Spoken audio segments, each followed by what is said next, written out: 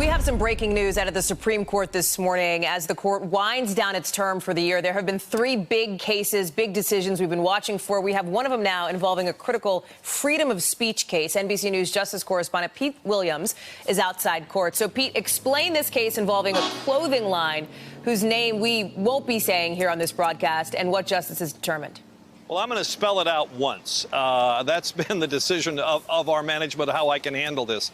This involves a man in California who wanted to make a line of streetwear. He wanted a sort of subversive name, and the name he came up with, and I'll say it once, is spelled F-U-C-T. Now, the Patent and Trademark Office rejected that under a provision of trademark law that says you cannot trademark a name that is scandalous.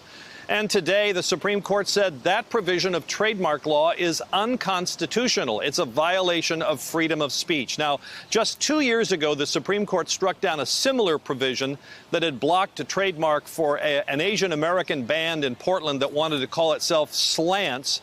The provision of trademark law there said you can't trademark a name that denigrates other groups. The Supreme Court struck that down, a victory for the band, and by the way, also for the Washington Redskins here.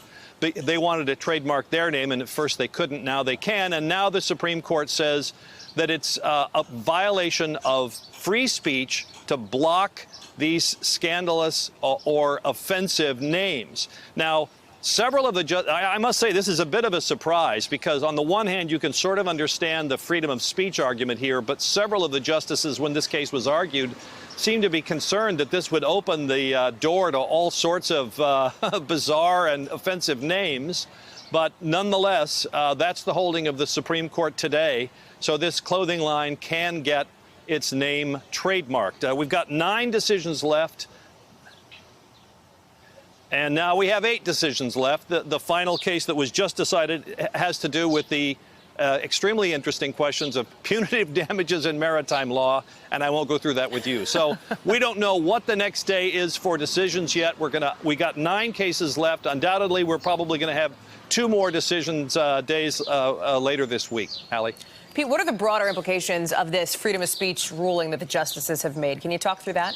Well, this is strictly in the context of getting a trademark for a name. Now, one of the things that the lawyers for this clothing line said is that the trademark office is all over the place on this. You can walk into almost any mall in America and see a line of clothing that's the initial stands for French Connection UK.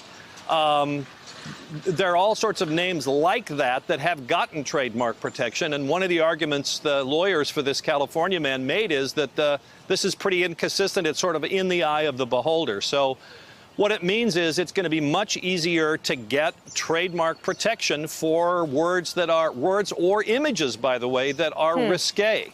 And one of the things that concerned the justices, especially Stephen Breyer, when this case is argued, is this is going to lead to a further coarsening of American life. But that's the holding today. This has been a very pro-free speech Supreme Court. Thank you for checking out our YouTube channel.